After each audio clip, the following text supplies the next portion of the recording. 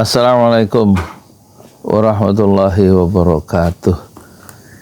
Eki Sujana itu memporak-porandakan analisis aktivis pergerakan di dalam tim pembela ulama dan aktivis sendiri, dan juga membuat heboh dunia pergerakan Islam pada umumnya ya. Dan ini membuat Rustam, salah satu anggota tim yang dipecat oleh Eki bersama Kurnia dan juga Rizal Fadilah, setelah Eki ketemu Jokowi di Solo, itu membuat Rustam itu kecewa ya, dan dia marah kalau bisa Eki itu, kalau kita nanti di penjara gara-gara kasus ijazah palsu Jokowi, maka Eki jangan pulang ke Indonesia, biar dia tinggal di Indonesia kalau kita di penjara. Kalau dia pulang dia akan malu. Kalau kita menang dan berhasil membuktikan ijazah itu palsu, kata Rustam, maka Eki juga jangan pulang. Dia begitu kecewa ya. Jadi soal jangan pulang ke Indonesia atau keluar dari Indonesia itu bukan khas Rustam Effendi sebagai koordinator lapangan. Luhut juga dulu ngomong gitu. Sebentar-bentar kritik pemerintah, kalau nggak suka dengan pemerintah lebih baik keluar dari Indonesia, itu kata Luhut Binsar Panjaitan. Dan bukan hanya Luhut, Yakut yang sekarang jadi tersangka korupsi kuota haji itu juga udah mengatakan orang yang punya paham radikal sebaiknya tidak tinggal di Indonesia. Ini khas orang-orang yang tidak bisa menerima perbedaan-perbedaan ya di dalam menghadapi kehidupan. Itu biasa. Dulu Belanda juga mengasingkan ke Belanda yang sekarang jadi rumah sakit itu, namanya rumah sakit bukan Cokro Aminoto.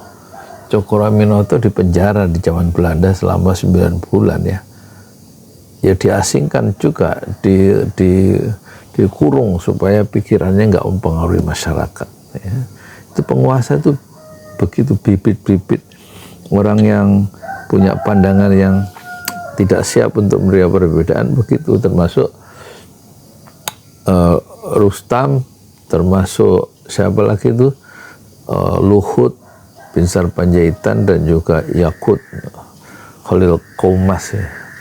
Dan juga rejim kemarin itu yang membuang dalam tanda petik, menangkal Habib Rizik Syihab itu 3 tahun 7 bulan tidak boleh masuk ya, karena dia takut dengan apa?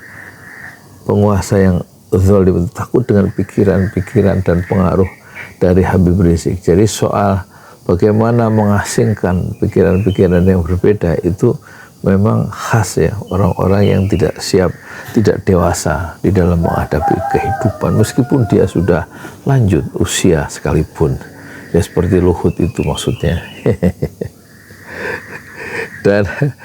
Dan apakah Belanda juga begitu? Sama, Belanda juga mengasingkan itu rumah sakit yang di situ, rumah sakit apa sih ke Belanda itu, ini jadi rumah sakit bukan Cokro Aminoto, yang di UI itu loh, Masya Allah, rumah sakit, rumah Cipto Mangunkusumo itu dibuang ke Belanda itu.